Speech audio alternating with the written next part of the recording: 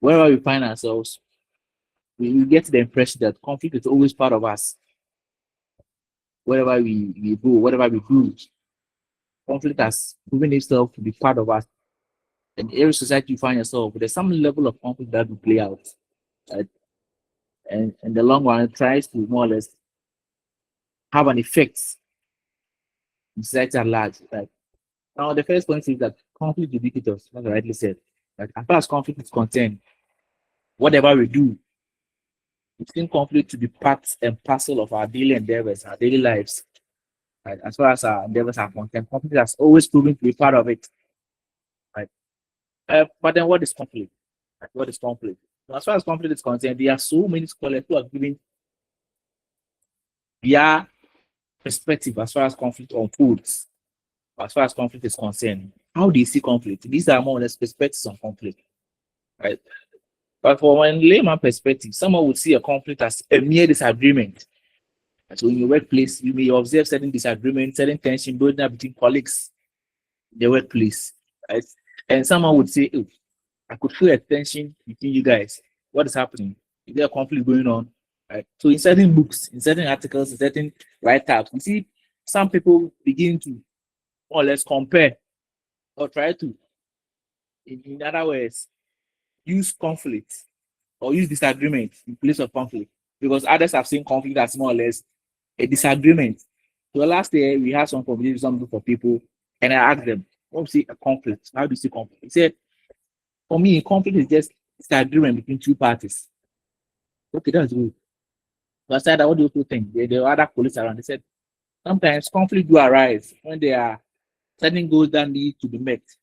But then because of some incompatibilities, these goals or these needs become difficult to meet. And then it brings our conflict. We see how they also see conflict. So basically in this class, what we will observe is that we will try and look at conflict from not only a disagreement, and going forward, we may cite some scholars and how they define conflict. As I rightly said, we've heard about conflict. Some of us, or if all, not all of us, we have, I think everyone has experienced conflict in their life. We have experienced conflict in one way or the other, either with your wife or your husband or your partner, either at the workplace, in schools. Right? Even in parliament, we see some conflict be playing out. So conflict is part of us. So for the purpose of this class, we want to look at conflict as a mere disagreement in two parties. Like this may be a working definition that will more or less guide the class as we move ahead. But one interesting thing about conflict is that the moment we talk about conflict, right, people begin to have this negative repercussion that the moment you talk about conflict, it brings about distraction, it brings about more or less destroying properties here and there. And mostly if you watch CNN news, BCC news, and they talk about conflict between two countries, between two ethnic groups, right? That the resultant effect is that properties are being destroyed, people are being misplaced, you see lives being lost. So then it has shaped our understanding as far as how people are supposed to perceive or are supposed to more or less understand what conflict is. Right? But the moment you talk about conflict, I'll be at my end, I'll say, oh, conflict is the bad thing. To try our possible best to more or less reduce conflict happening in our areas. Right? So we always see conflict in that light to be something that comes with some negative implication or have some negative implications in our lives and more or less on the society. Right? But it's one interesting concept that I would want us to look at, what we call the paradox of conflict. Right? We'll talk about the paradox of conflict. And they try to help us appreciate that one way affair or that one way perspective we have about conflict, that conflict always or most of the time bring about distractions. And then a lot of people have seen conflict from a negative lens or a negative perspective. May not always be the case. Why do they say so? But some scholars have argued that for a minute part of our interaction with people, sometimes conflict may not necessarily all the time bring about some negative implications or some negative repercussions. But sometimes they do have with it some positive underlines or some positive undertones. In other words, it's not always about the fact that when we talk about conflict, it's always negative. Sometimes you have some positives coming out of it. But how do we see this positive playing out? Someone would ask, how do I see the positive in the conflict we're talking about? Have you ever imagined probably in a scenario or case you've been in, where sometimes a conflict arise. Probably those some of us who rent houses, sometimes conflict do arise, and then it will bring all the rent, more or less people who have rented the house together, the tenants together to fight something. But we do see this when we came, I think we were in 1100, and then we were in the hall and we heard that even though we were four in a room, we were not clearly speaking, not that we're not friends, but we're not, we're not as close as we should have been. We were just roommates, like in that sense. And then we heard that there was a robber in the hall. Someone came around to rob something, to take something from the hall. And when we heard that, all of us in the room came together to put the room in order, to lock, put certain things at the back of the room, just to, the mere presence of me having someone coming around is being able to help us organize ourselves positively to fight that external force. So because of that conflict that was coming, or because of that thing that was coming, or that we heard that some boys were coming, or some more or less people from a different hall were coming to our hall to fight us, or to have, university students back in those days, you have halls fighting here and there. So you see here another hall going to another hall. Those halls that are more or less enter another hall, the people in those halls may not, all of them may not necessarily be friends. But because there's an external threat coming in, or there's more or less an approaching conflict coming, it helps people to mobilize themselves to stand together collectively to fight that force. So the resultant effect of that upcoming conflict has been able to bring people together, which is the positive thing. Because when they come together, they see themselves as what one. There's a scholar, he talks about us versus them. So conflict here alone, right, where we perceive it most of the time as always being a negative thing, has been able to bring people together, which in some sense has some positive light to it. So when we talk about paradox of conflict, we are saying that that same thing, that same circumstance that can destroy relationships, or that can destroy properties, or that can lead to more or less loss of life, can also bring people together collectively to do something. And that's a positive thing. So here you may learn from this class that when we always talk about conflicts, right, it's not always the point that the resultant effect is the bad thing, or the resultant effect is not more or less beneficial to the society. But to some extent, we see some positive, more or less an advantage coming out of these conditions or these conflicts that we see playing out. And this is what we call the paradox of conflict. That same issue or that same condition that is bringing about destruction of property, that same condition can help bring some people together collectively to be able to perform a task, which may be positive in one way or the other. So that's what we call the paradox of conflict. And that's what we call the paradox of conflict, right? So there are many scholars who have more or less defined what conflict is. Gapta 2011. But there's this scholar too, which most of the time you see a lot of people do sites. Lewis Kosa, right? I think the decision here is more or less for Lewis Kosa than that 2011. He sees conflict as a struggle. And this is the definition that will more or less be used for now. Because mostly we don't have a universal accepted definition for what a conflict is because of some conditions. But in some places, what we may consider as an issue to be fight over may not clearly be an issue there. Right? Some of these things we play out. Right? Sometimes because of the culture, because of certain values, certain things that you may consider bad here, some people may think is very normal, right? And maybe a daily thing that they do all the time, or may more or less be a way of life for them. So when we look at conflict from the perspective of that and Lewis Kosa, it is a struggle over values. When we talk about values are certain things we hold in high esteem. Sometimes we see people killing themselves because of what they believe in, because of their values. Someone will just put certain bombs on them, they go and stand at a huge place and then kill himself and other innocent people as well, right? So we see conflict, right, as a struggle over values, claims its case status, power, and these are more intentional variables we are talking about. Resources, in which in this case the people who are in the conflict, their aim is to either neutralize, injure, or eliminate their rivals. Most of the time, those days we used to watch Nigerian movies.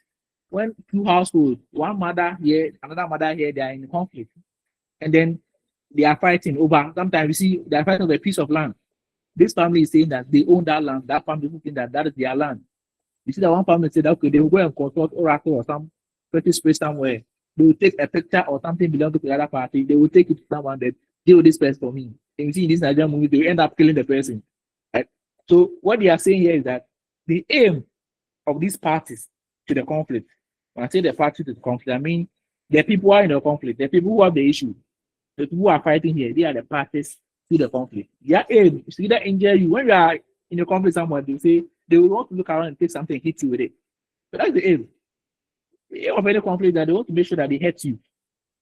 Right? Sometimes some people even go the stand ahead of even killing someone. Right? And this some of these things, the resultant effect is that you see that. Right? But maybe definition is helping us appreciate that in trying to understand conflict, we have to understand that people just don't get up to fight. Right? It is something. What are those things? They are values. Right? If you insult someone about what he believes in, or you make fun of someone based on what he or she believes in, it has the ability to bring about certain conflict. Right? I'm in a classroom based on the way I dress because of what I believe in. Some people may chuckle at it, some people may laugh, and then those things will get at their nerves and they want to fight. And I know the one person may get hurt, or both people may even get hurt. Right? So we are looking at conflict over struggle. So there's a struggle.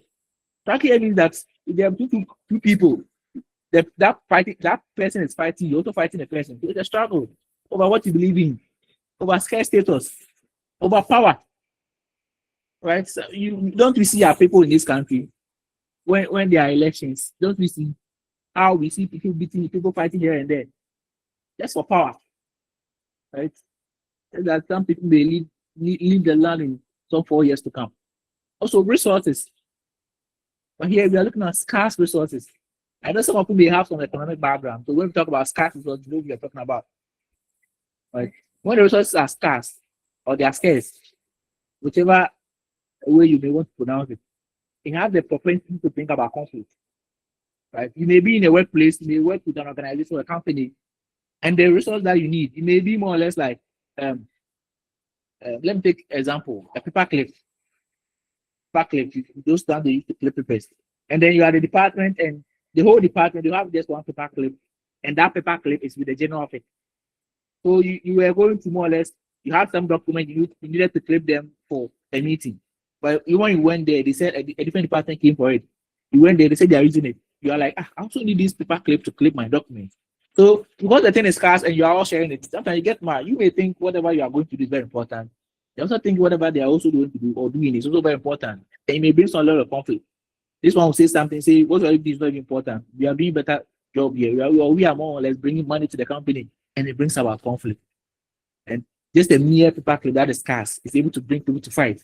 It happens in your workplaces when the things that you need to work with or the things that you may want to use to work are scarce. It's more easier to bring conflict, right? And these things do happen, right? It do happen.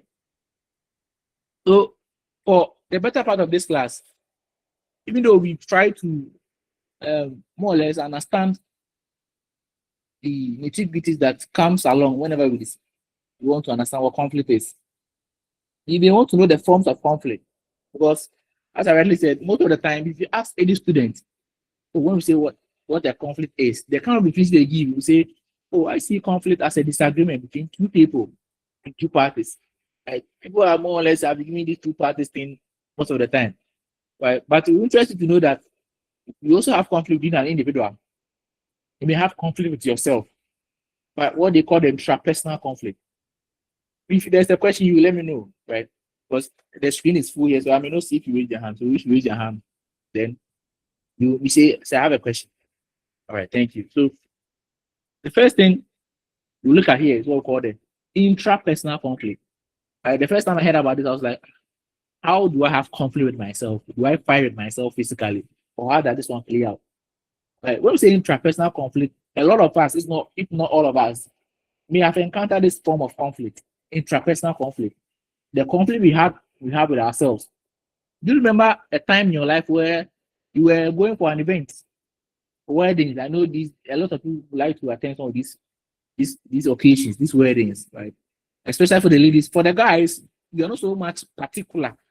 I'm not saying it's not the kind of outfit you want to put on going for these programs.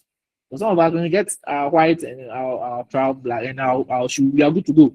But for the ladies, there are some level of conflict they encounter because you want to look good. You want to some people I don't know you want to more or less look beautiful than the bride that day. So sometimes you have so many dresses to choose from, but you don't know which one to pick. So you have conflict yourself either to go with that blue dress or to go with that red dress.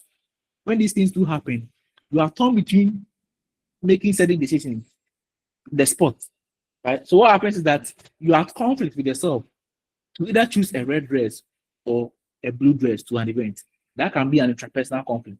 When an individual happens to have conflict with themselves, it may not necessarily be about dressing. Sometimes it may even be about food. But those things can be contested a bit. Sometimes it may depend on the amount of money you have. Or even at that point, you get to the market, you don't know what to buy. Oh, should I buy it or should I buy that? You are torn between making decision between two items. And you may have conflict with yourself to see which one. So you just be there. So you may see some people at some malls, at some events, and they are just there, they are just quiet, they are talking to themselves. You don't understand. They have some conflicting issues. To either to decide to go to event A or go to event B, or to buy item A or to buy item B. Right? So those frustrations we do go through, right, in terms of trying to make a decision, but we are torn into these decisions. We encounter some intrapersonal conflict. Do you have a question from the class? Hello, sir. Yes, sir. Yes, sir. For instance, maybe I have about 2 or 3 girlfriends, and I Okay. don't know which of them to choose to decide to marry. Is that not intrapersonal conflict? Exactly. Okay, sir. That's a good example. We are torn between choosing between three, possible counterparts for marriage, but you know which one to go in for, right? Either that one or that one or that one. So that's a good example. We are torn. Excellent example. Right. Nana All right. Samson. Come again. Okay, that's all. Right. So that's for the intrapersonal conflict. Right. Conflict you have with yourself as an individual. Right. To make a decision between two items or two or more items. Right. Now we want to look at the second one, which is interpersonal conflict. Right. The moment you hear inter, it's between. So interpersonal conflict. Now, this type of conflict, it will help you to appreciate that we are looking at the conflict between two parties or two people or two individuals. Interpersonal conflict. Interpersonal conflict. Right? Interpersonal conflict.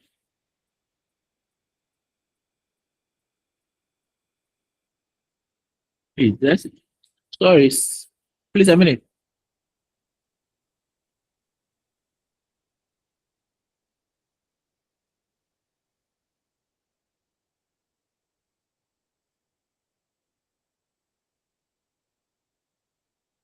Right. Let's see whether there's another slide at the back of this one. There's more. Okay. So interpersonal conflict. From the beginning, you said intrapersonal was within an individual. Right. Now the interpersonal, as I rightly said from the beginning. Gabon. Prof. Let me come in here. Okay, bro. If you understood the explanation for intrapersonal conflict, how will you explain interpersonal? Inter as against intra. This to the class. Hello, Prof. Yeah. So intra will be within, and inter will be without.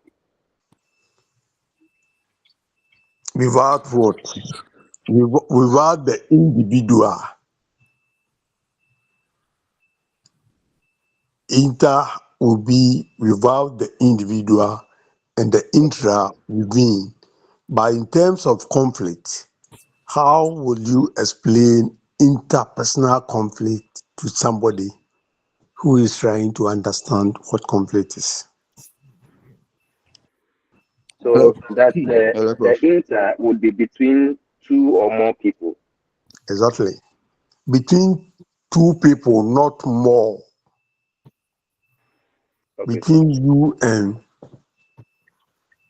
a friend, your wife, your girlfriend, your children, or your child.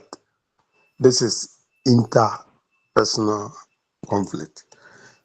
Couple, just involve them more to bring out these issues. They will understand that better. Okay, Prof. And that will help Hello, you. hello, sir. Okay. Yeah. With the intrapersonal conflict, do we also have like an example where one party can also fight within themselves, which is intrapersonal, like one party, NDC, MPP, and then within the NDC party, there's a conflict between the NDC party. So would you term that one as intra or inter? We will get there. So exercise patience. Yes, sir. Okay. Couple, continue. Okay, Prof. Thank you. I think based on the explanation you gave for the interpersonal, look at how I define the intrapersonal group and say that within an individual or within a person, that is intrapersonal. So if we say intra group, what would that one mean? If intrapersonal is within an individual or within a person, what would intra group be? Please, this Ruby. Okay. The intra group will be a conflict between one group. For example, as like what my brother was saying, an NDC, they are one group, and there is conflict between that same group. Okay. Yeah. So it's conflict within a group. Right? So conflict within a group, that's intra group. So as you were saying, probably and more or less an inter or a club, a group. You have association of students. You may have conflict within that group, intra group. So when you have a conflict within a group, I think someone was saying MPP. If you have a conflict within the MPP group, that's intra, right? An issue within the group. So that's an intra group conflict. When you have conflict within a group, then that's intra group.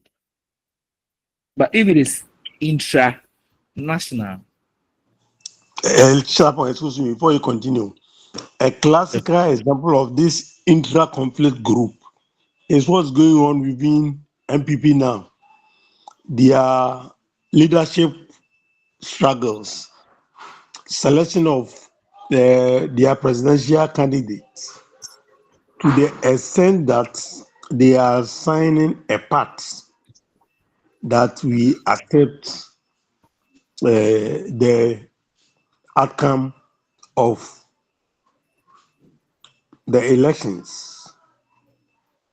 This shows that within the party, that is intra-party or intra-group, there is a conflict. So whenever there is a conflict within a group of people who identify themselves as an entity, we talk of intra-group conflict. Continue. okay, thank you, Prof. Right. So the next one we want to look at is intranational or intrastate group. Based on how the name sounds, can you tell us something? The intranational or intrastate conflict. So intranational. So anybody from the class, the international conflict or intrastate conflict. Hello, sir. Yes, sir. So in this case, I think it's a conflict within a nation. Let's take Ghana for example. There's a conflict within Ghana, like I don't know how to put it. Different ethnic groups fighting each other within the same nation.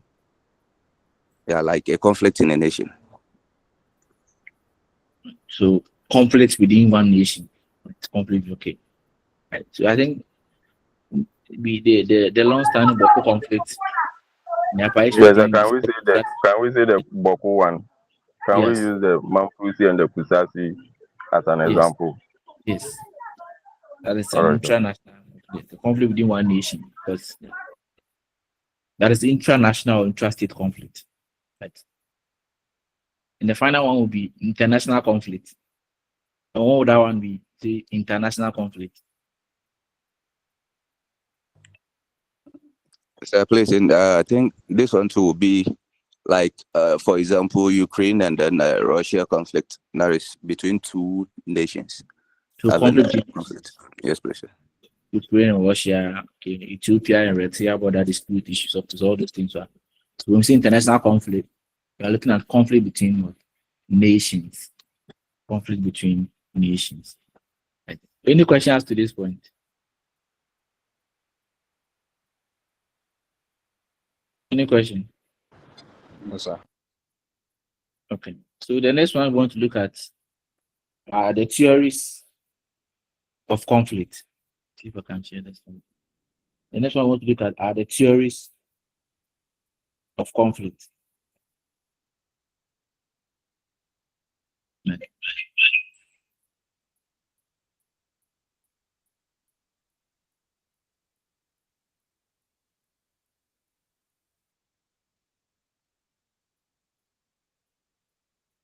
Madam Charity, Yes, sir. raise your Good hand. morning, sir. Mm. Yes, sir. Please, according to our model, we are having vertical conflict here and horizontal conflict. Please, but I've not seen it among the slides that you put on the screen. Please, are we learning that one too as part of our types of conflicts? Currently, instead you see vertical conflict and horizontal conflict. Yeah, after That- the interpersonal conflict, intrapersonal, intragroup, the last one there is vertical conflict and horizontal conflict too as types of Yes. conflict. That's what So okay, I'm let asking. me go through. Let me just rush through that one for you. So when we say a horizontal conflict or a vertical conflict, look at how vertical is. You see how vertical is. You see the line when we say a vertical line. You see how vertical is. Yes, sir. How is a vertical line like? How is it like? From top to down. Is it from top to down? What's a vertical conflict? Is it from top to down? Yeah, or The vice line. versa. Yes, sir. Yes, sir. Yes, sir. Madam Charity. Oh, she's gone. Madam Charity, I'm trying to help you understand it. The vertical line. The vertical Yes, sir. from top to down. So those type of conflict, we see either, so it just helps us to know it's like more like a rank to an employee and an employer from bottom to top. So when we say a vertical conflict, mostly it's between two people, but within these two people, one outranks the other, or one is higher in terms of position or authority than the other. A student and a lecturer, or student and a teacher. And in the police, what would it be? So your IDP and a corporal or sergeant, at least, I mean, he outranks them. So in the vertical, we are looking at conflict between two people, but in this case, one outranks or one is higher than the other. Right? So a superior, a subordinate kind of thing. But with the horizontal, you see the line. So they are the same level. The horizontal conflict, they are the same level, like between friends. Yourself and your colleague at the workplace. You are all at the same rank. So if two inspectors who are at the same rank are having an issue, you're looking at it more or less from horizontal conflict. But both parties or both people in the conflict are at the same level. No one outranks the other. No one is higher than the other. Please look at it. Yes, sir. Thank you, Yes, sir. sir. Yes, sir. Thank you. If I can share it with you. So now we want to look at the theories. Please can you see the slide?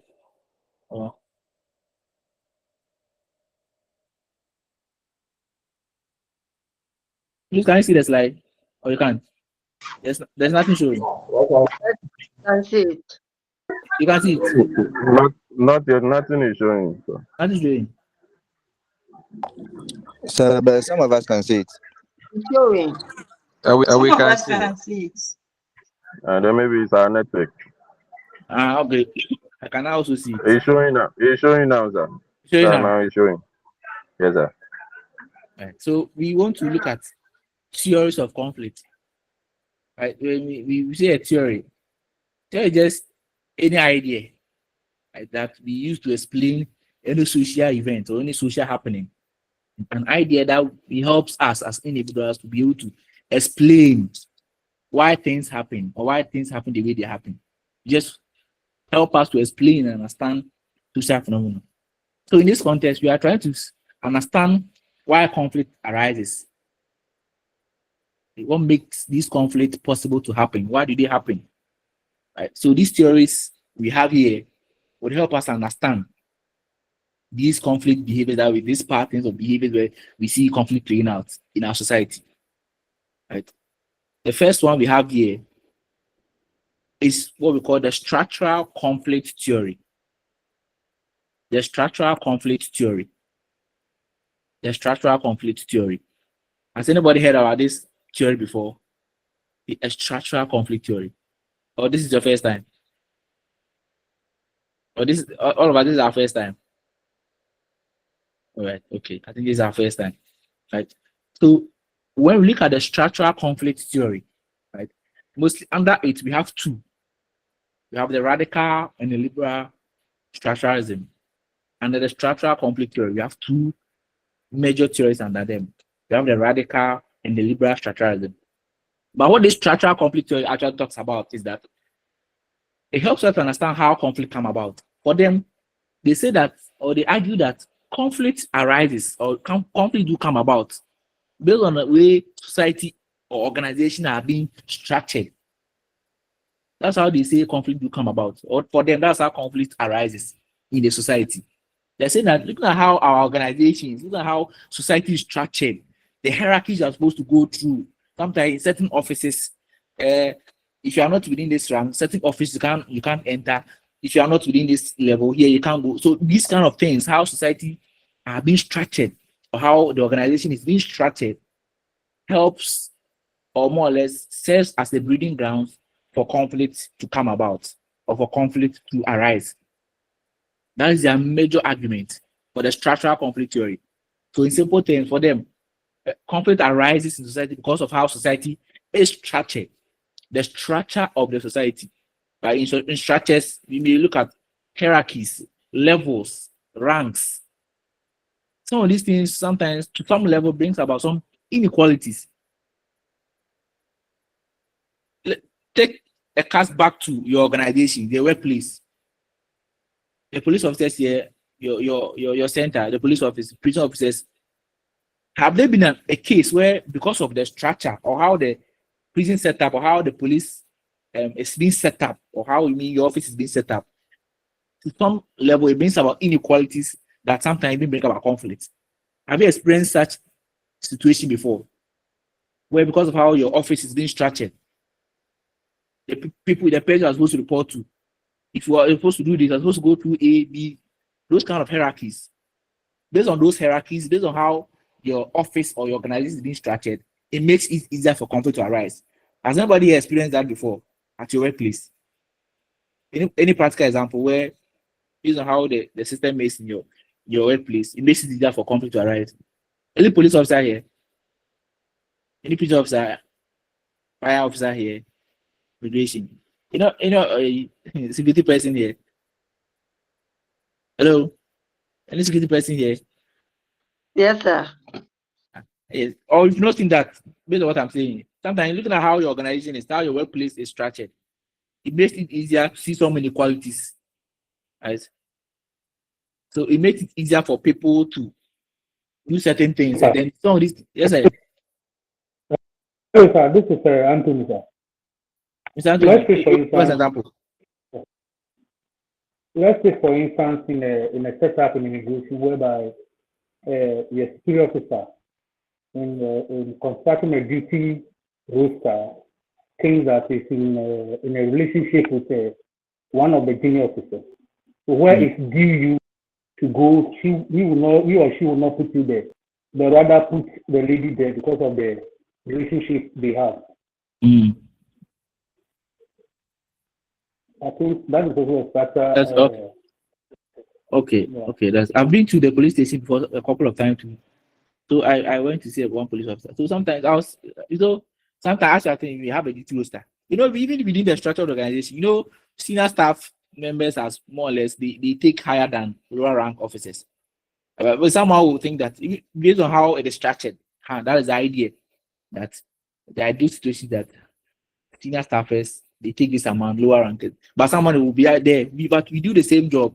Sometimes we do more than that. Sometimes they come to the office late, they close early. These things, but we work all day. We come early, we close late, and then the pay is not even equal, but the performance is equal. So because of the structure, because of the system, sometimes it makes it easier for them to get promoted than us because they are on top. The moment they get there, they went someone within that staff gets to the higher level. He brings in structure that makes it difficult for people to also get to that level. So because of these things, because of these structures, some inequalities do come about, and people will want to fight the system. And because the person got there, he's now put these structures to make it difficult for people to also get there. So within this rank, some lower rank may argue that because of this inequality, they may fight. It may bring about conflict between these people down there and those top there. So the major argument of the structural conflict theory is that conflict do arise because of how the organization has been structured. You have a duty roster, you put someone there because probably their ladies, their names are appearing more than the guys. A whole lot of issues because the structure says that this is supposed to do this, or the structure says that based on all at the end of the year, a senior officer is taking this, even though he may not necessarily have busted a big case or something, but because of the structure, people may be doing more, may be performing well, but the structure is making it think that even though you are doing well because of the structure, this is the amount you get based on how the structure more or less looks like. So the hierarchy sometimes makes it easier for some of these inequalities to come out, and then these inequalities have the possibility or the propensity to make conflict arise in an organization, right? But as far as these structural conflict theories are concerned, I stated earlier that there are two major ones under them: the radical structuralism and the liberal. So the radical and the liberal, they all agree, right? They all agree that the structures in the system or the hierarchies makes it easier for conflict to arise. But the radical structuralists agree, even though both of them agree, for them, there's an end to their argument. There's a clause, you can see, in their more or less their argument. For them, they believe that these structures favor dominant people. So they are more or less acclimatized, or they seek alliance with Karl Marx. I don't know if you know Karl Marx, right? The one who talks about the rich and the poor in society, two classes. So for the radical structuralism, they see some classes at some level of two classes. Right? We have the dominant class, and those are also dominant, right? So we have the upper class and we have the lower class. For them, they believe that the dominant class, that's the radical structuralism. The structure that it is making the conflict come, they believe that the structure favors the dominant class or those on top, and then those who are marginalized or those who are at the bottom more or less feel the pain. They are not getting anything, and then conflict do arise because these people who are being oppressed, the marginalized group, they recognize that people are taking advantage of them. So what they believe is that they want to destroy and replace the system entirely. So the radical strategists, they don't believe that let's give equal opportunities to the lower ranks. So let's say if we are giving the people on top 10%, we should probably give them 8, not the 2% we are giving them. The radical people think that the structure itself, we should eradicate them. We should take the whole system off. That's how they think. So for them, let's consider an example. A radical structural person may say that, okay, consider yourself in a factory where we have workers who be earning minimum wages, while the owners themselves, I mean, the people who own the business, accumulate huge profits from these people's labor. A radical structuralist may say that the workers may see this as not a fair thing. But instead of going to the big men or going to their owners to tell them to add more, they revolt against the system. They go on strike. They spoil properties. They sometimes even take certain things in the company away. They spoil a lot of things. They say they want to destroy the whole structure. But then they believe that nothing can be done about it. If you want to solve it, destroy everything. That's how the radical structural people think. That if you are being exploited, the best way to go is to destroy the whole system. Those owners who are in charge, we go on strike, we spoil properties, we take whatever we can, and we leave the property just like that. That's how the radical people think. That's how they think. Even though they believe that the structure bring about the conflict, they believe the best way to go is to destroy the structure because they believe that the problem is with the system. So sometimes you see people in Ghana, they say, let's go and overthrow government, or in other countries, they say, let's go overthrow government, let's go and do this. They don't go on peaceful demonstration. They destroy properties. They go to parliament, they destroy stuff. They say it is wrong with the system, so we destroy the system. Those people are the radicalists. That's how they think. That the system is affected. There's no two ways about it. We can't solve it. We just have to approach the whole thing. That's how radical people think. But for the liberal structuralism, both of this radical and the liberal believe that, yes, the structure brings about the conflict. It's because of the structure that's why we can have this conflict. But for them, they believe about going about it in a different way, not about destroying the system, but probably we can go and see the owners, we can go and see those on top that they can add up. If you are all working 10 hours with the senior officers in our office, right, in our workplace, you're all working 10 hours and they are getting 10,000, you're giving us 1,000. They can at least add an amount to it so that at least they can also get to a level they are satisfied. And a common person will say where they are better off. Instead of 1,000, why don't you add 1,000, making it 2,000 or 500? At least they will be better off than they used to be at the initial stage. So with the liberal people, they don't just say, oh, let's uproot the whole system. Let's uproot the whole system. Let's fight. Right? They say, okay. So in a scenario, a liberal person will say, in the same factory scenario, employees are getting lower wages and probably poor conditions. Right? And these owners are getting the benefit from their labor. Rather than they abolishing the company or more or less going the capitalist way and saying, oh, we want to approve the whole system, they will say, okay, let's go and ask them for an increase in our wage or probably better working conditions. If I'm working for 10 hours now, it can be 8 or it can be 6. That's how the liberal people would approach the whole issue. But radical, they say, no, let's fight them.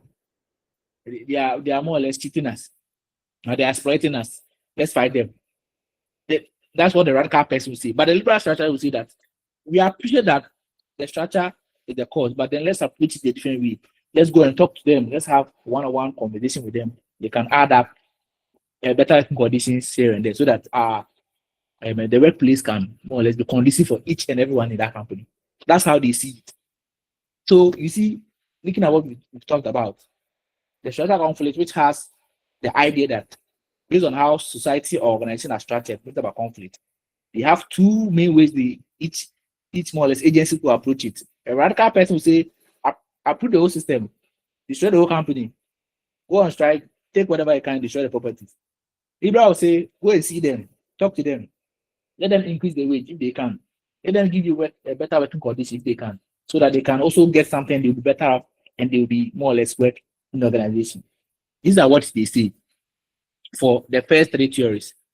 Please, any question before I go to the realist theory? Any question? Okay.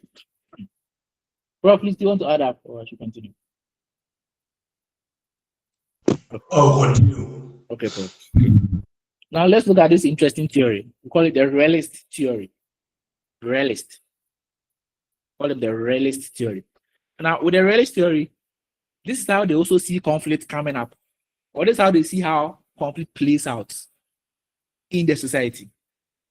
For the realist theory, they say that, or they argue that conflict comes from or arises, or in other words, stems, right, from competition for scarce resource. So the word is competition, right? So here for them, the conflict will come about because there's a competition for the scarce resource. There's competition for power in that company, in that country, in that organization. There's competition for security. right? And in this sense, they are saying that the parties involved, either in the individuals in that company, either the workers in that corporation, act in their own self-interest. They act in their own self-interest. And they often see those people they are fighting against as a threat. That's how realist people see conflict coming about. So you may be in a department, you may be in a company, and within that company, there may be 2 departments, right? And they are all going for a particular project, right? And then there's the budget they've given. So if they're able to win the contract, they more or less win that thing, the contract will be given to that department. So the moment it comes to that point, there's competition. Each group or each department wants to more or less come out with the best so that they more or less get the contract. What happens here is that each department or each group now will see each other as a threat because they believe that if you get it, I'm not getting it. If the other party also gets it, you're also not getting it. Right? So the moment it happens like that, you see each party as an enemy or as a threat or as a rival.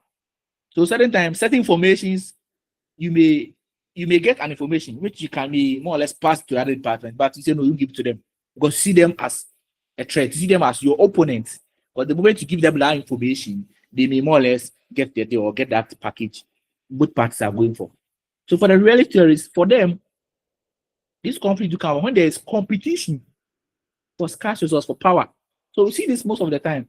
In organizations, they say, oh, if you can write a good proposal, you get this sponsorship or this scholarship.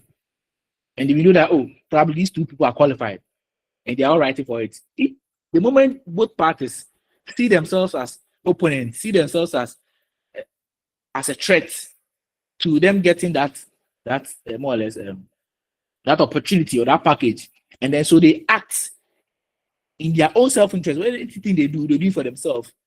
View the other person as a threat or as an opponent. That's how conflict will come about. That's how the realist people see conflict. A realist person will see that as a major way within which conflicts come out or rise in an organization or in the society. That's how the realist people see it. Right. So 2 people, the same package. So you may have an information that you may have given it to the other party or the other department. You don't give it to them. You hold that information and you use it for yourself. So anything you use your own self. Hello, sir. Yes, sir. You know, immigration normally. Okay. Yes, please, I'm listening. In immigration. Normally we use yes, please. Okay. Whereby the unit, the enforcement unit is on its own, and then the intelligence unit is on its own. The purpose has been that the intelligence unit has to go and do the investigation and gather the info. Then later on, release the info to the enforcement unit to act upon. That is, if there will be an arrest, then the enforcement unit has to go and do the arrest. So in this kind of it has become like color struggle. The inter unit shows that when they input to the enforcement unit, you know, the enforcement unit executes the last order that by arresting the people, and then they take the glory. So in this case, it has been like the inter unit is using the information to read the enforcement unit. They have become reluctant. So can we use this scenario as the realism theory? Yeah. So yes, the moment there's competition and they act in their own self-interest, and they see you as an opponent, then that's and a conflict do come about. Then the realist theories are on point. Yeah, thank you. Yeah. Thank you, sir. Now, the other question. Let's go to the other one as well. Biological theories.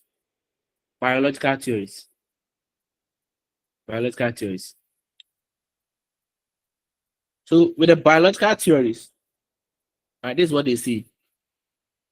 That and all of these theories, the resultant effect is conflict too. They are trying to tell us how conflict come about. How it come about. So you're trying to explain it. So if you are in the office and you see this thing, you can say, oh, based on what is happening, this is the realist, or based on what is happening, this is the radical. Based on what is happening, this is the biological theory, right? Explaining the conflict. So with the biological theories, right?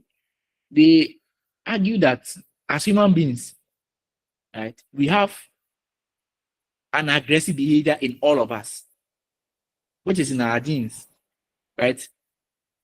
So sometimes the need for survival, the need to get money and travel outside the country. You know, when you need money to travel outside the country, see how aggressive you can be. When the money is in Takra, in Takwa, and you are in Nkoko, you don't even think that the journey is far. When it's aggressive, so they are also arguing that, or they are arguing that as individuals as we are, we all have that aggressive, more or less, nature in us, right? So we have an innate aggressive tendency. So we are all aggressive within us. But this aggressiveness is not more or less automatic, right? It is being triggered when a circumstance or a condition comes in place that helps it easier for you to trigger it, right? So human beings, in essence, they are saying that we have some aggressive nature in us, but this aggressive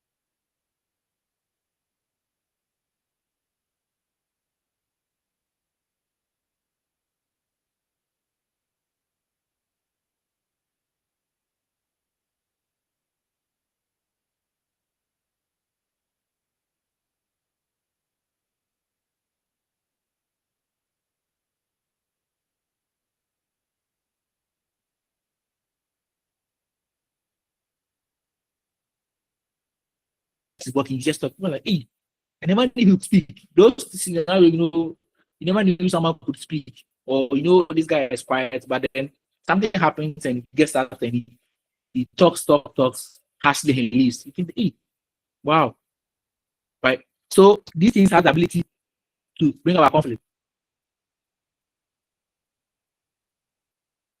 All right, this has the ability to bring about conflict. So you will be sitting there, but something comes and then triggers you and get mad, and then you start acting out. So conflict do come about not because people like to fight too, but sometimes certain things in them gets triggered and then they fight. You all know what everybody has something they say this is the no-go area for me. And the moment you do it, it triggers them, they are fighting. So they have that aggressiveness in them. All right. That's how they see conflict playing out. That individuals are aggressive beings. So conflict do come out because individuals are aggressive beings. At the moment those beings are being triggered, they fight. So sometimes when someone is fighting, just don't think that probably because the wife has done something or he needs money, or sometimes even he knows he's going to fight, someone will do something for him or her. And sometimes you have to appreciate that individuals as we are aggressive beings, and then when we are triggered, we can engage in some of these conflict situations. Right. Then we have what we call the frustration aggression theory. Right. Frustration aggression theory. For them, how do conflict do come about? For them, they are saying that as individuals, we have goals. We have goals. Mostly, I explained this in conjunction to the human needs theory. We have goals. And then when these goals are not met or they are blocked, frustration do sometimes set in. Right? You may have an expected outcome. When this expected outcome is prevented or is blocked, frustration do set in. And when frustration sets in, you are frustrated. It makes it easier for you to be aggressive. It makes it easier for you to be aggressive. Right? Sometimes the aggressiveness may be displayed. Because imagine a student, probably you are here, you learned hard for the exam or you learned hard for the quiz. But when the question came, there are different questions. We told you bring unit 1, you got unit 6. But you learned hard, and then you write the exam, or because the questions you didn't see, you get the question that came, you didn't tell about it, there was different question. You fail. When you fail, you were frustrated. You may go home. Your roommate or your partner, or your wife or husband may say something, probably a jovial statement. The way you get triggered over that mania or that trigger something the person left. Probably went to the house, the wife did not more or less wash the dishes. You know, you could say, oh, why did you wash the dishes? But because of the fact that you're frustrated, you're aggressive, you come with many small things, you get mad. Right? And you are displacing your anger from the exams to the wife. You know, she's not the real problem. The problem is you feeling that, but because of how you were expecting to do well, you wanted to pass and pass, so that was the goal, and it did not go as planned. You become frustrated. Right? And this frustration will make you aggressive. Sometimes you may sit in a car, a small issue, you just snap at the driver.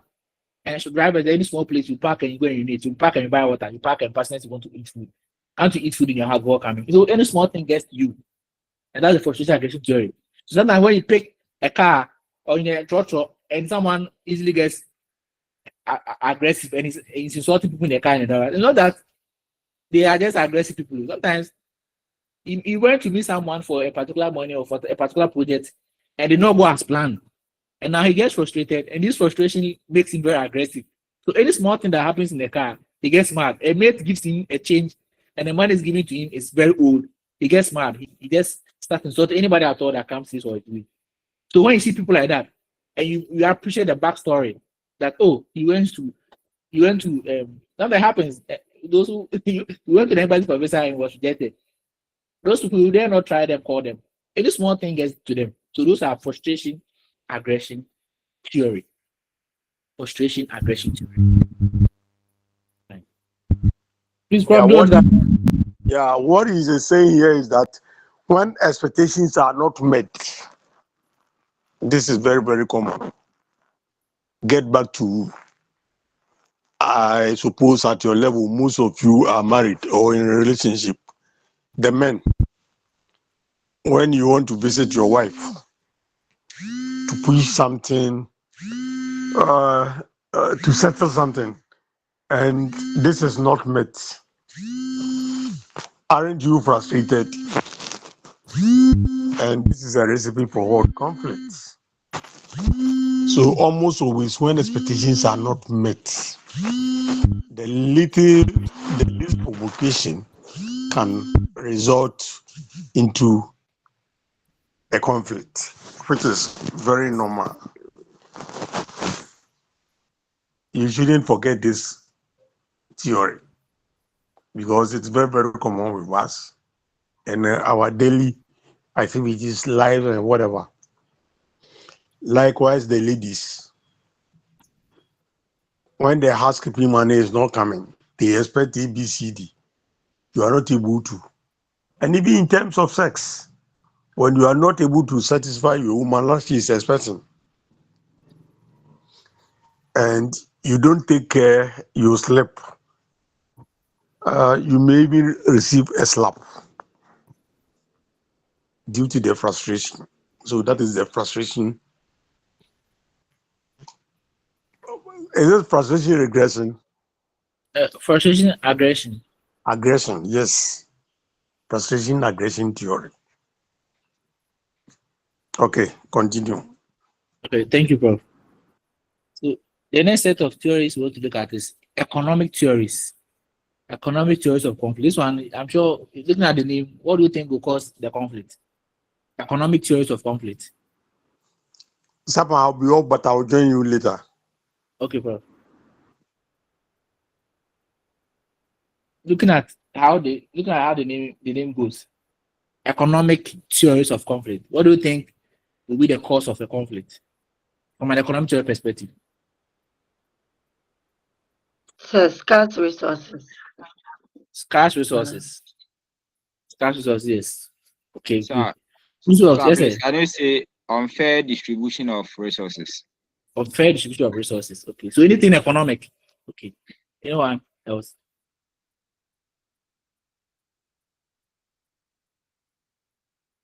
So unfair distribution of resources. So with economic theories, it is not just any resource at all. Right? Any resource that is economic, I mean that has economic bearing on it. Those are the ones that they think that they argue that has the propensity to bring about conflict. Right? Because for some of the theories, they may talk about competition over resources. It may not necessarily be economic in nature, Our economic theory, their major primary focus is the economic nature of that opportunity, right, of that world, of that resource. Those are the things they believe set people apart for conflict or set people in the mood for conflict. There's some people when it comes to money, they are different people. I'm sure you met some of these people before. They can be cool, but when it gets to money, they say you are like me. When it gets to money, I'm a different person.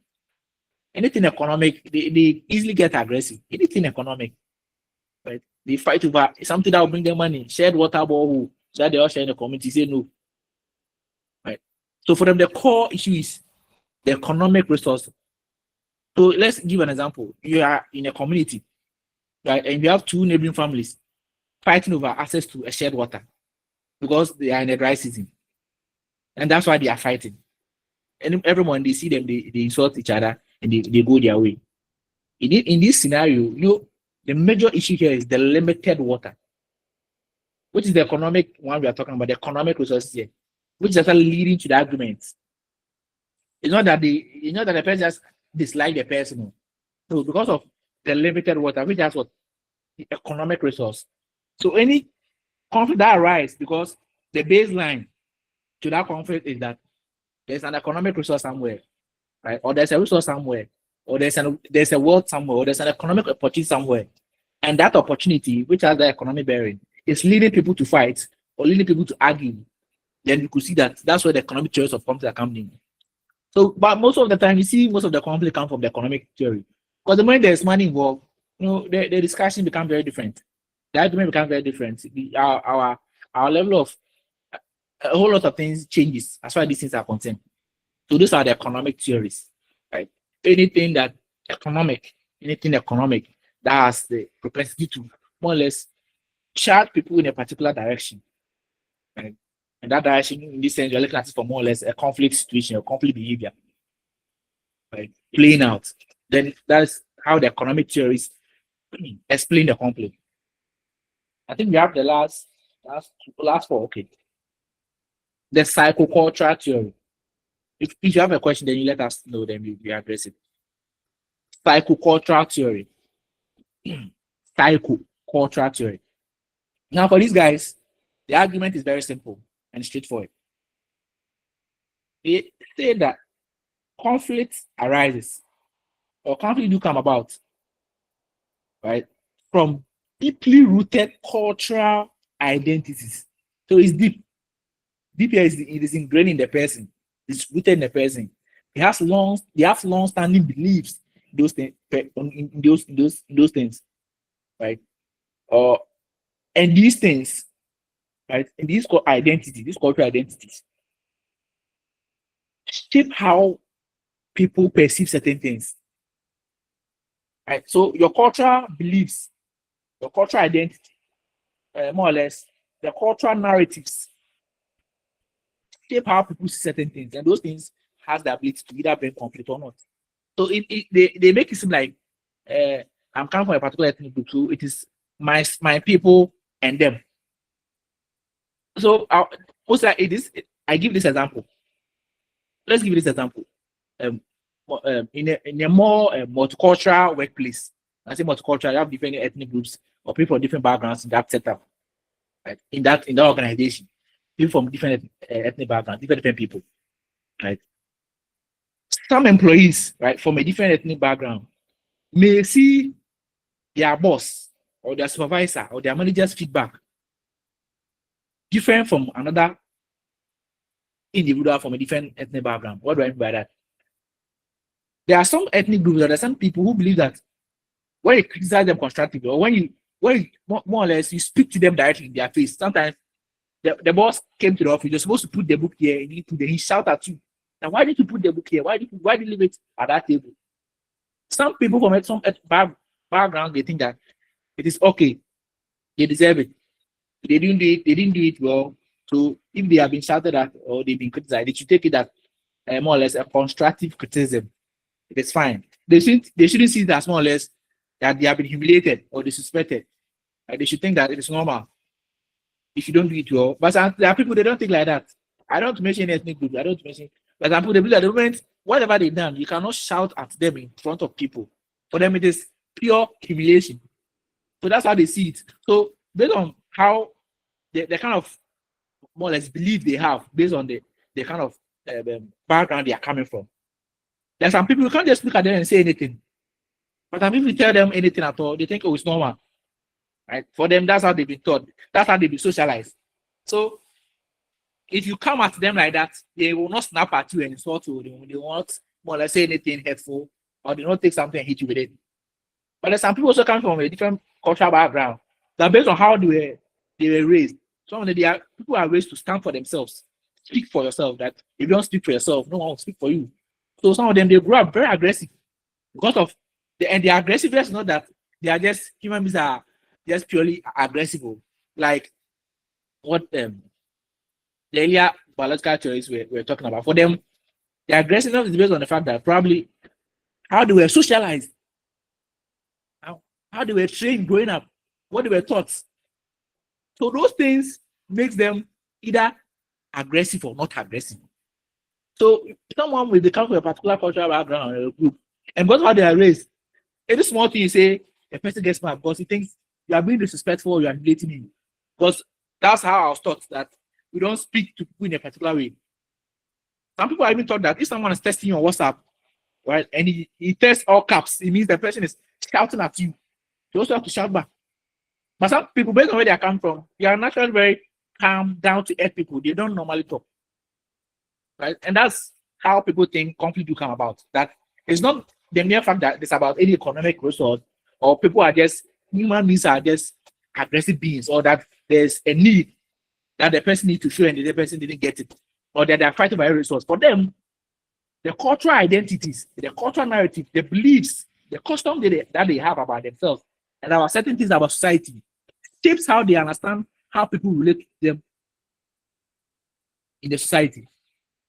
So someone may overreact or may snap at you because you said something. You think, what I said, I thought it was normal. It's not no, based on where they come from. These things, you cannot tell someone from that background. They'll get mad.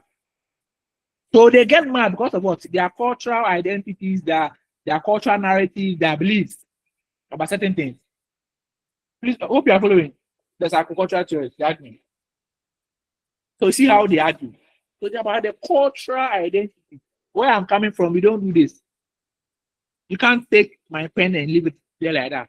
There's some people, if you take something from them, and you don't return it back and they come for it, they don't get mad. It's normal. But if you take it, don't bring it back, they'll say, but you know how a person like that. You know what we are talking about. You appreciate them. That's where they are coming from. They are a bit aggressive. So sometimes don't take care. They may fight not because they like fighting, but because of the identities, right? This issue about personalities, it makes it easier for them to engage in this conflict. Right? Now the other one I want to look at, if there are questions, as I rightly said, you raise your hand and then we give you the opportunity to ask. Thank you. Human History by the scholar John Barton.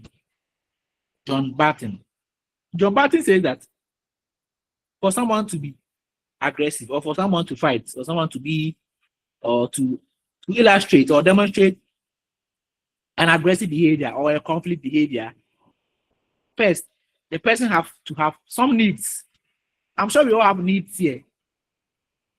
So for him, conflict arises primarily because our needs were not met.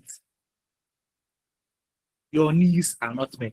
So most of the time we see, so if you read much about these things, you see that John Barton and his Human History, they place frustration aggression theory under them. Right? But sometimes most of the things that happen may not necessarily be about the needs of the person. Some people, they got frustrated not because their needs are not met, but it may not necessarily be about needs. Right? But for the Human History, they're saying that when you see someone fighting, and the person fights because the need of the person was not met in the society, in the company you work, then that is Human History. That's when your needs are not met. Security recognition probably in there to be recognized at an event. I knew someone who went to an event. They called him. They invited him to come to the event. And he went and he sat in front. And they got to a point. They say, they say, oh, there are some people here. They say they would want to more or less recognize and appreciate them for coming. This guy sat through the whole session. They didn't mention his name. They didn't say anything about him. Nobody even gave him water. So for him, his need of getting the recognition from the public from the event was not met. So he got up and he left. He was mad. The following day, he called the guy that organized the event. He insulted him and then it became an issue.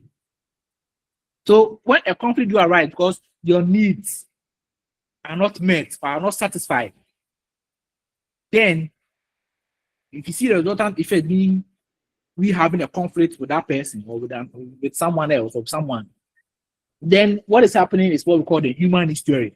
As individuals, we have needs. We have some fundamental human needs. And these are not met, and we get frustrated and we fight. That's how the human needs theory explains conflict. People feel the need for respect. If they don't get it and they get frustrated, that is what human needs theory. But with the frustration aggression theory, it's not necessarily about the needs of the person.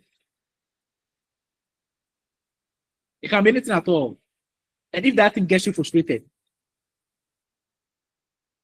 and you become aggressive, and the underlying effect is not that your needs were either not satisfied, then that's frustration aggression. But the moment the primary focus is your needs, and your needs were not met, were not satisfied, then clearly it's the human needs theory. Please hope you understand that. I want to draw a clear line so that we don't confuse it. Right. Then our last one here is systemic theories. Systemic theories.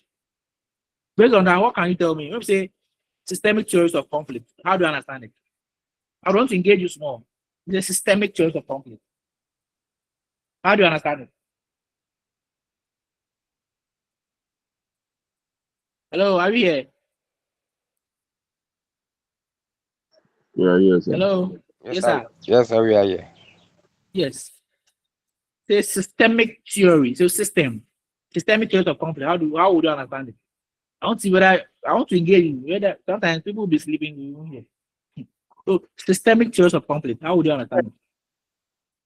Sir, to my understanding, it's like when procedures are not followed or things are not done in the right channel, then it brings about conflict. Okay.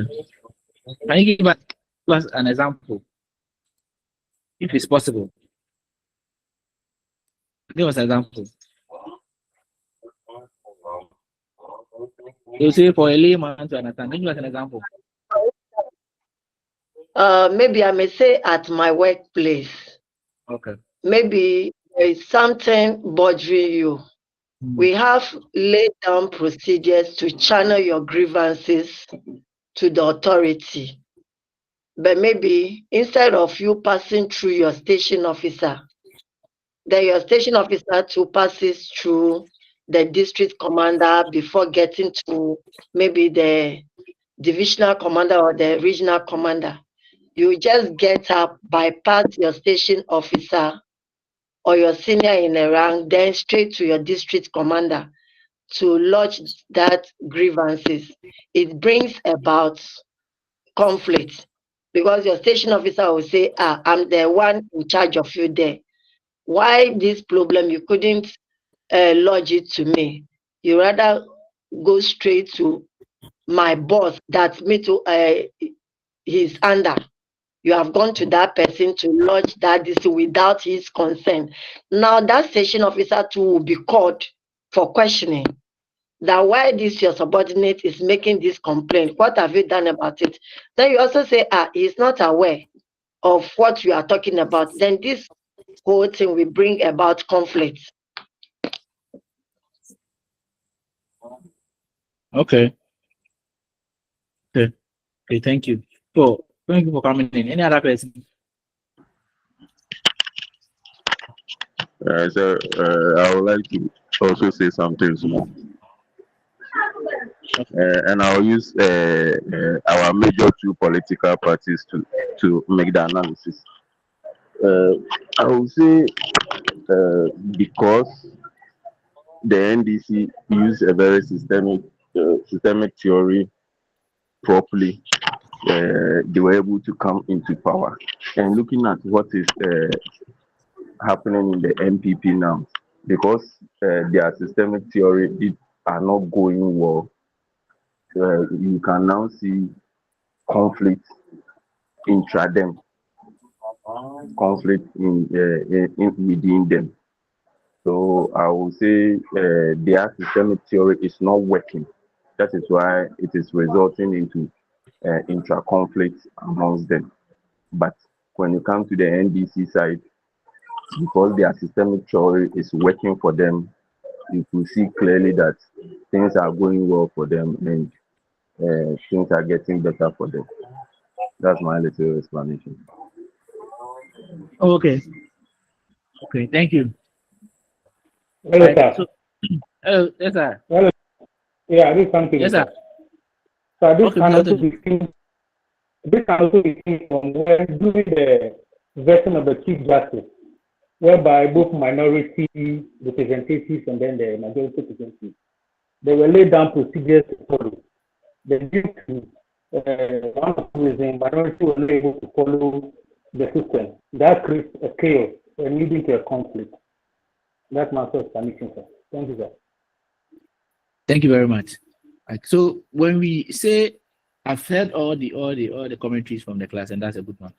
We say a systemic theory of conflict. For them, the argument is that they see conflict as not an isolated incident. It's not an isolated incident between individuals, right? But they see it as an outcome of different interactions with different individuals within a larger system. So let's take, for instance, it can be a family, it can be at a workplace, department, school, your community. So the systemic theory they see the system as an organism with various parts, right? Where one party's behavior or one person's behavior can influence another party, and that party will also react. And then its reaction also reinforce the tension over and over again. So it's like it's in a time loop. It goes round and round and it keeps happening. That's how systemic theory is explained. The thing is something is systemic. It can't give go.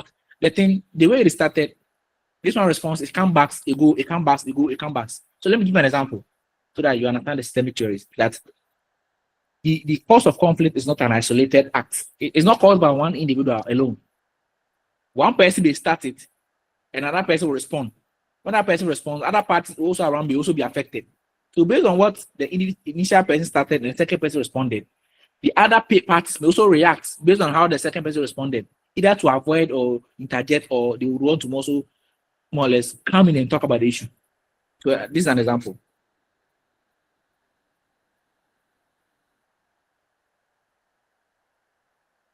The slide is on. So, sir. Yes, sir. I think the slide went off, so I was trying to bring it back. Sir. So, sir. Yes, sir. Sir, can you come again? Oh, I'm not Hello, done with the sir. explanation. Yes, sir. Okay, sir. Now, when you are done. You have a question? Yes, sir. But I So, think you yes. have to. I think you have to do when you are done with your explanation. When I'm done with. Hello. Is it when you are done with your Then submission? I'll come in, sir. They will come. Okay. So what I'm saying is that with the systemic theories of conflict, other people also call it system theories in conflict. System theory. So they see conflict as not an isolated incident between individuals, but the outcome here is different people are involved. So I think the first time I was teaching is I was telling them that a mother and a father and their two kids. Now the mother comes from work tired and she didn't wash the dishes in the sink, right? Because the kids ate in the afternoon and she came in the evening. She was tired, so the mother didn't wash the dishes.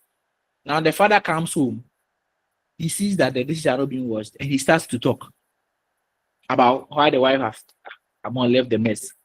Now the wife feels attacked by what the husband did. The husband didn't consider her emotions, her work stress she was going through. Now, what she does is that her husband knows she works. Now she decides to spend more time in the office. And when she comes very late. And she tries to even avoid going to the kitchen to cook at all. Now her kids have noticed that there's tension between the father and the mother. Now let's say there are 2 kids. One would also try to avoid chores. Other part may also take the side of the father. As this thing happens, they are not washing the dishes. It keeps on piling up. The father becomes critical about it. He's stressed. He talks about it all the time. Now the mother also said she also have other engagements. So if he's also free, he can also do it. So the moment it happens like that, when one child picks the father's side, one child picks the mother's side, these 2 people can also have tension between them. Now the house becomes chaotic. 2 cases, one has picked the mother's side, the other has also picked the father's side. And now they are in the house. The father can come home and buy food, buy for the other child. The mother comes home. She just washed 2 plates. She eats it. She also was that she leaves it there. It becomes a problem in the house. Now, looking at this issue, no single person here is solely at fault. Each person contributed to the conflict. That's why we say it's a system. Now, mother goes home. She sees this. She does not wash it. Now the house is in chaos. So always she sees fighting. She's shouting here and there. That's how it started. She went home. She was tired. She didn't clean or she didn't wash the dishes. Mother comes home or daddy comes home. He sees his mad. He shouts at the wife. The wife gets mad. She says, "Okay, I will not even come home early for you to more or less nag at me." She stays late at the office, comes home, she buys food, and she brings food to the family. Now the father, 2 cases have seen that the father and mother are not actually in a good relation. Now they will also begin to talk about the issue. One will see that the father is right, one will see that the mother is right. Now they also pick side. The moment they pick side, there's also tension between the children. Now there's an issue. Now there's a side being picked here. This one picked that side, this one picked that side. But the resultant effect that there's chaos in the house. One has sided with the mother because the mother is tired, and now when she comes to, she buys food, leaving the piled up dishes there. So when we see a system of conflict or systemic theories of conflict, the idea is that the conflict that we see playing out was not a single act that someone went to, or not a direct act or direct cause, that someone went to slap someone in the bus or in the throttle and the fight started. It started small. A lady in the back seat said something, and someone here laughed, and the person in front thought they were talking about him. Now, someone comes and says that they're not talking about you. You are like, why do you think people talk about you? Now, it ends there. Get to another end. Someone will go and raise the issue. Now, these people will discuss it. They'll find a side and say, the man was right. Why would we laugh close to him? Probably you are disturbing him. This one also comes and say, so when we say systemic theories of conflict, it is not a single act. Different individuals, more or less, have connection to how the conflict builds up. Please do understand the systemic theories of conflict. Please do understand the systemic theories of conflict. Hello, please are you here? Do you see how the systemic theories of conflict act? For that one, Yeah. we are not saying. Let me come in. Okay, Prof.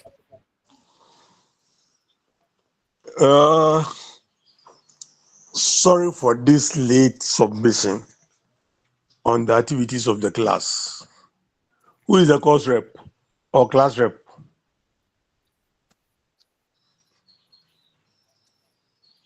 Abuaje Prince, sir. How many are you in the class? Yeah, as of now, our number is 59. How many present? Per the list, I can say 35. Yeah. We've met before, and you know how I go about things.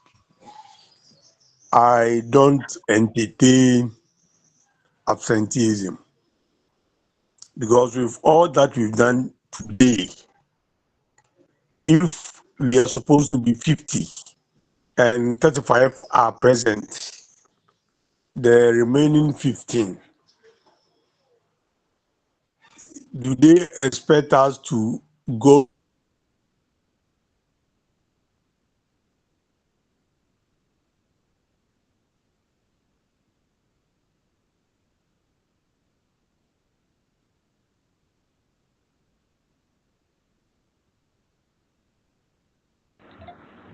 Hello.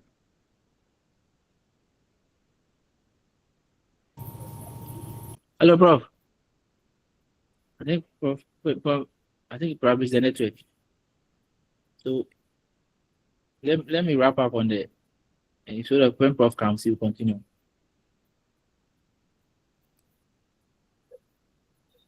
So someone wanted to comment when I said he said when I'm done with the system, he could come in. Please, you can now come in. Yes, sir. Sir, we were talking about the systemic. Someone I'm back. Okay, Prof is back. Sorry, there was disconnection in the network, my network. So those who have sent themselves, you don't expect to get good grace. And apart from that, as much as possible, try to be part of the class, contribute to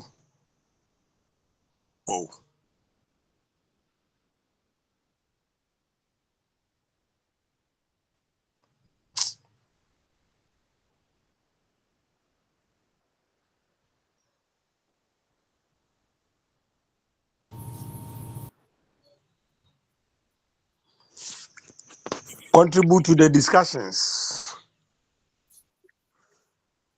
The lady who has been speaking today, what's your name? I guess you are a police officer. Yes, sir.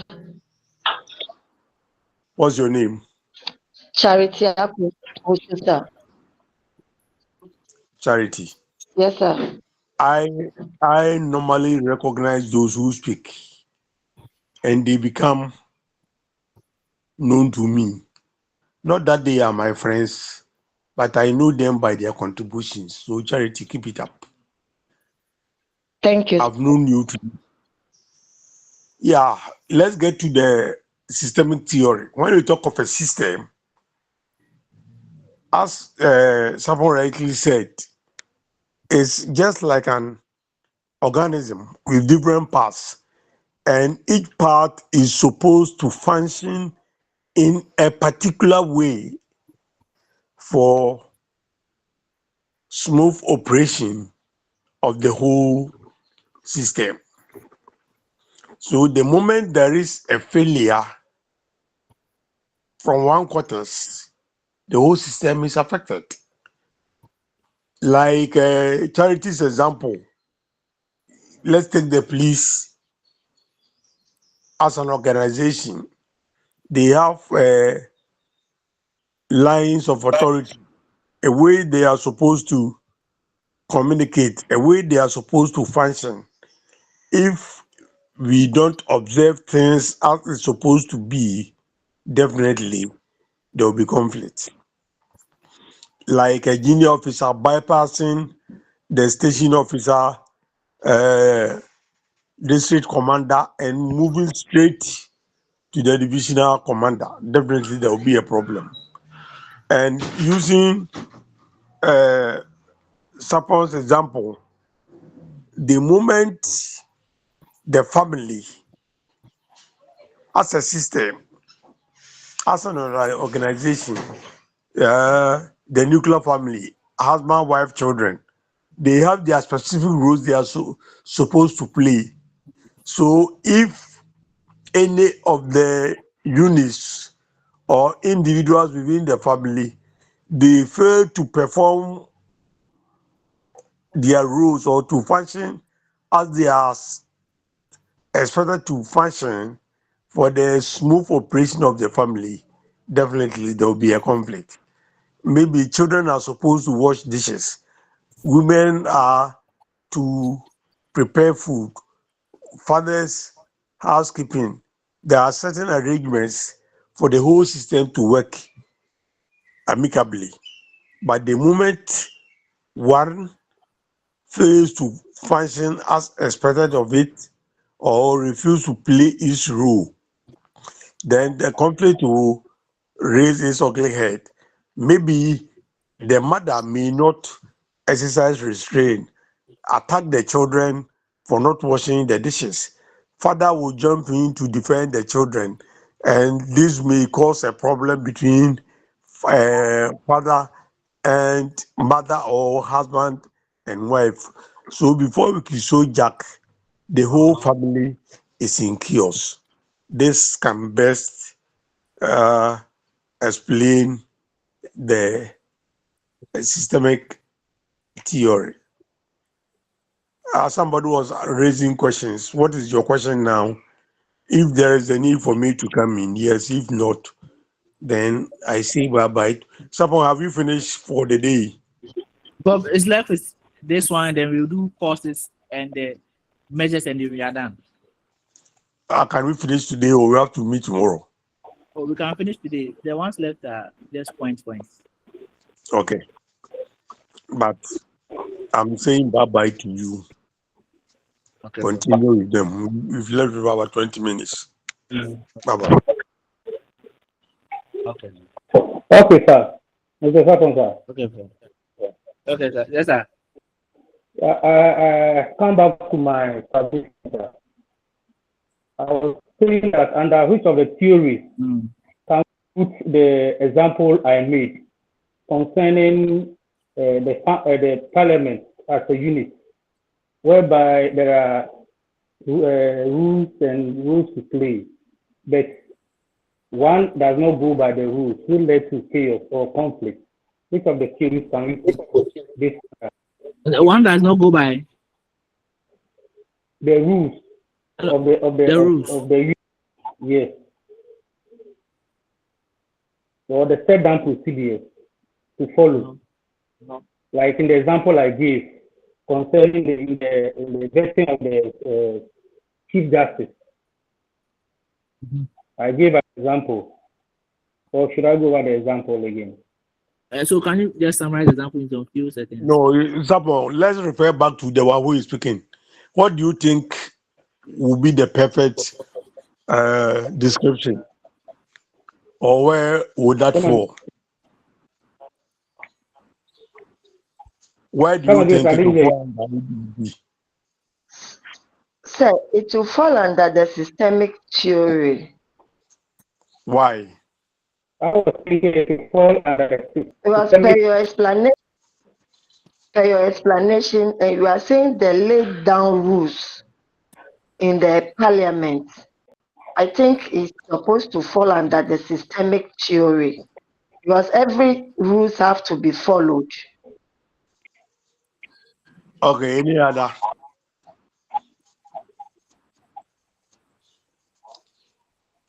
Any other?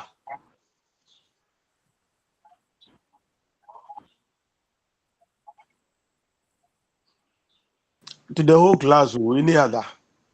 Yes, I think it's the systematic theorem because the parliament is an institution which is governed by our laws. We have support the systematic theorem.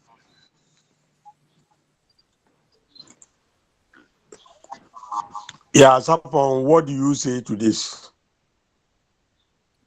Bro, I didn't get the example. He's talking of. I didn't get the example. Okay, Master, come again with your example. I was saying that the parliamentary system during the vetting of the Chief Justice, whereby there's supposed to be a laid down procedure to follow. And when one of the institution and the parliamentary system do not follow those rules or the regulations, which lead to chaos and delay of time, leading to conflict in the vetting of the Chief Justice, which of the theories can it be placed under? I think it's structural. Yes, where does so there was a rule you were supposed to follow. See, there was a rule you were supposed to follow and did not follow it. Is that the question? They were supposed to follow a rule and they did not follow it. Yes, sir. Right. It's a structural. I'm not seeing structural rule. I think it has some political undertone. Probably can be political conflict, but because you say they're supposed to follow a rule and they did not follow it and then they get mad about it. That one is not structure. Because structure is saying that the structure will bring about these things, but this they did not follow the structure, right? Yes, sir. They did not follow it. So those ones may be under a political conflict.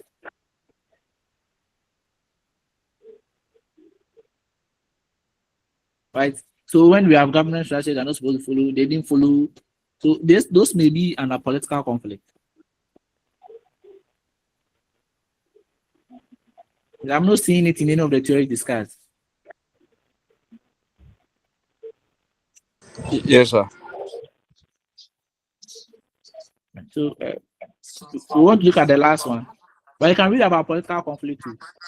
If there's confusion, next week we'll discuss it. So the last one is relational conflict or relational theory of conflict. Sorry.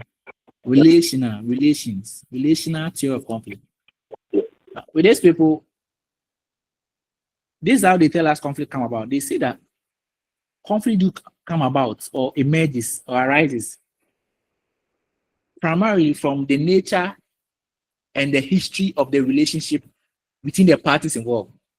So the conflict do come about based on the relationship or the nature and the history of the relationship between the parties involved, rather than an immediate issue at hand. So let me give you an example.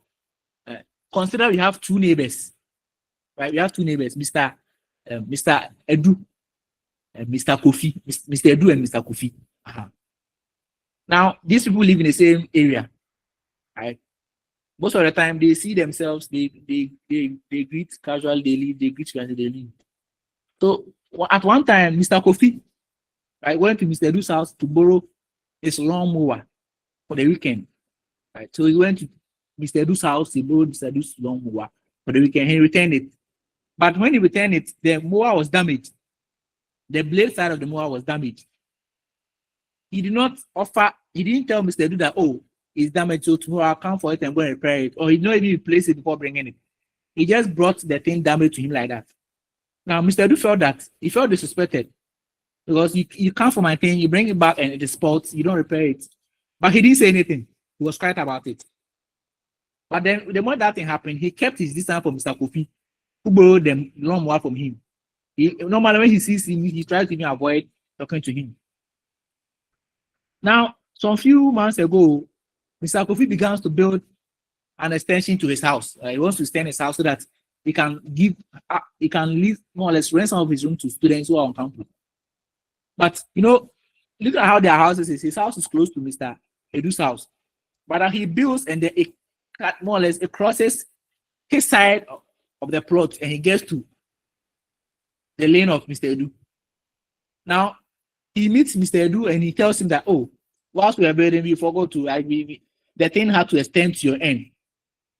But then the way he told Mr. Edu became furious. He reacted, telling Mr. Edu that he does not respect. He's a greedy person and he's trying to take advantage of him. And the thing escalated and they were shouting here and there. People actually didn't come in. Now, when they asked Mr. Edu what happened, based on what he said so far, he was not so much disappointed that he built the house and he came to his end. It was the initial thing he did. The lawnmower incident that he did. That was when Mr. Edu felt that Kofi was taking advantage of him. And he didn't value him. He didn't respect. Because if you take something and you bring it back and it's for you may offer to go and do it. The person you don't worry about it. Or you need to repair it before you bring it. Because that issue is still with him and it's not well settled with it. It created a pattern of mistrust and more or less he felt that the man was disrespectful. And then he didn't trust him any longer. So that thing he did earlier is still within him. So when the first issue came, it just escalated, and then the conflict expanded. So his idea, or what made him fight, or what made him shout, and that brought our conflict was the fact that initially he came for a lawnmower, he spoiled, he didn't repair it. That's how come he's reacting that way.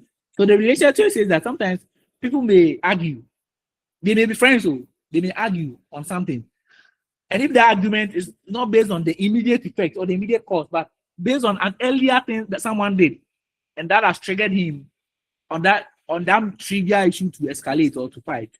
That is what we call relational theory. Just hope you get that. It's all. It's easier to understand, right? Hello. Hope you got that. All right. So now let's look at causes of conflict. This one you have to tell us. What are some causes of conflict? What does that cause conflict? What do you think causes conflict? Mr. Lukman, what do you think causes conflict? When there's limited resource, right? Yes, sir. Yes. What else do you think causes conflict? Mr. Prince, this one, everybody can say something. What do you think causes conflict? Conflict over psychological needs. Psychological needs, what does it mean?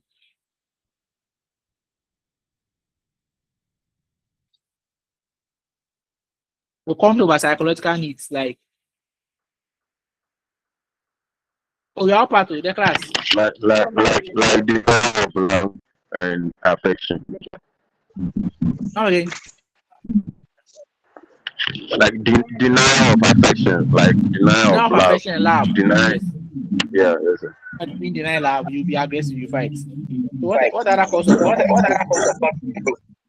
Competition for power. Only for power, limited resources.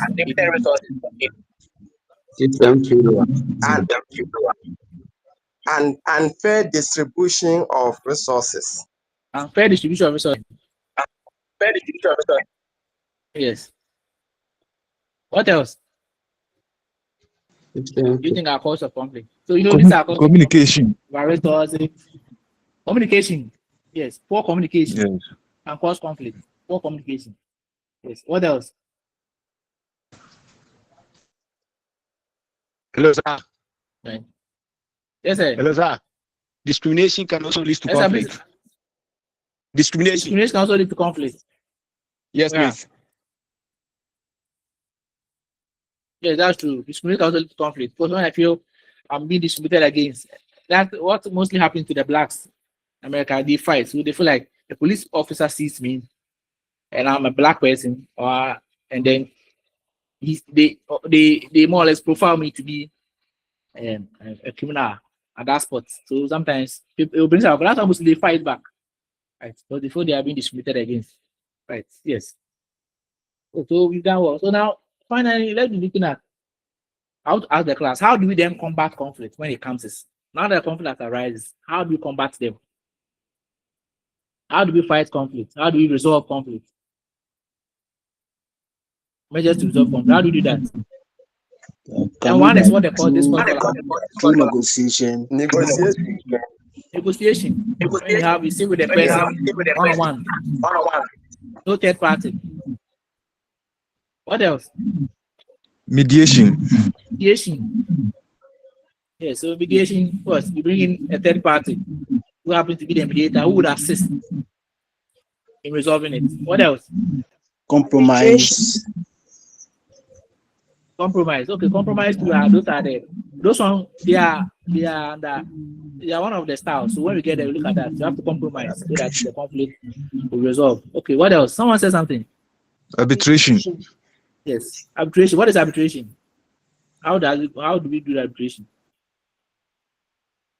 It's a third party with the arbitrator. Right? You come in and listen to the evidence and the argument from both parties, and then you make a binding decision on them. Right? That's a good one. And the other ones that we have there. Come again. Avoidance. Avoidance. Those things are all conflict styles, or what we call the Thomas Tillman conflict modes. There are ways we handle conflicts, right? Conflict handling behavior styles. Those are the styles. So yes, to avoid. Sometimes when someone is going, you just avoid the whole thing. Right? You So that you don't confront the person. Using what? The court system. Using the court. Okay. The court system. Right. Resolve it. Yes, sir. Yes, sir. Please, what about consensus? Consensus. Yes, sir. You say what do you mean by consensus? Or like two people having a conflict and then they want to resolve it. Can they use the consensus means of resolving the conflict? I'm asking, what do you mean by consensus means? How did they do the consensus? What do you mean by consensus?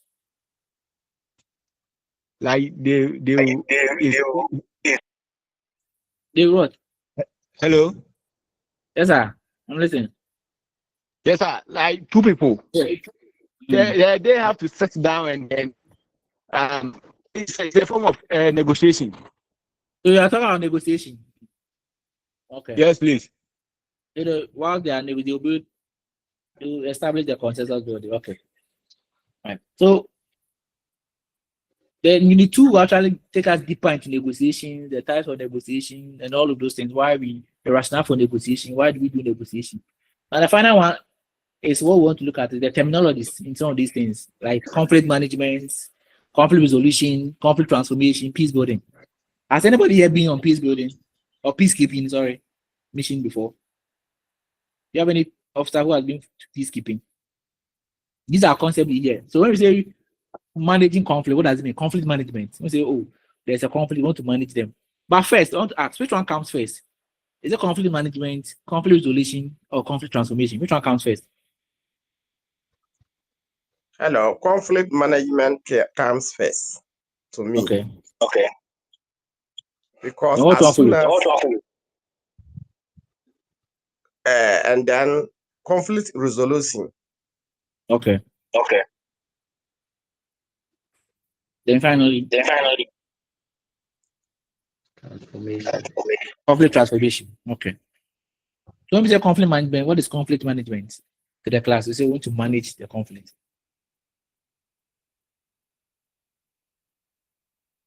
The items you might have heard of. Yeah, can I come in? Yes, coming. Yes, sir. Conflict management could be a process. You know, as human institution, there's no way that you can say there shouldn't be conflict. But as soon as it has come, it allows you to come together or a sort of compromising to one another so that it doesn't escalate while you put measures in place of resolving it. This is what I have to say. Yes. Please mute yourselves. So you try to put measures in place to manage it, or so in managing, you are trying to minimize the damage. You try to contain it. For now, you want to contain it first. You have to contain it. Then you go in to resolve it. So in resolution, you are trying to end the dispute through either negotiation, mediation, any of the styles. Then finally, we may want to change the structure of the society. Probably from a structural perspective, it is the structure of the society that is breeding the conflict. The relationship that has been spoiled. You may want to build those relationships. You will need to change the underlying structures. Because if these underlying structures are changed and relationships are being built, right, it will make sure that the conflict do not arise again. So structures are being put in place that relationships are being built. Then you are more or less not only resolving, you are more or less transforming the conflict. Right? Then you build a long-term effort to prevent recurrence. That's what we call what? Building peace. Yeah. So I think, do you have any questions from the class? This is where we end the unit 1. So tomorrow we are not meeting because we'll be able to exhaust everything here. So we are not meeting tomorrow. Please give it to the class. We are not meeting tomorrow. We ended the unit 1. Because if you meet tomorrow, it will mean we have to start unit 2. And that is for the following week. So tomorrow we are not meeting. Tell your colleagues. Yes, tell your colleagues tomorrow meeting. But any question? Any question before we end the class so that you go for your other chapter?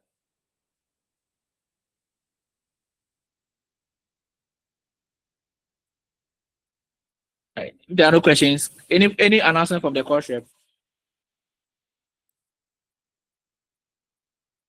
Okay. There are no announcements. I think we'll end today and then we'll meet again next week. Bye. Have a nice day. My greetings to Thank you, sir. today. I didn't hear your voice well. Our prof has left, so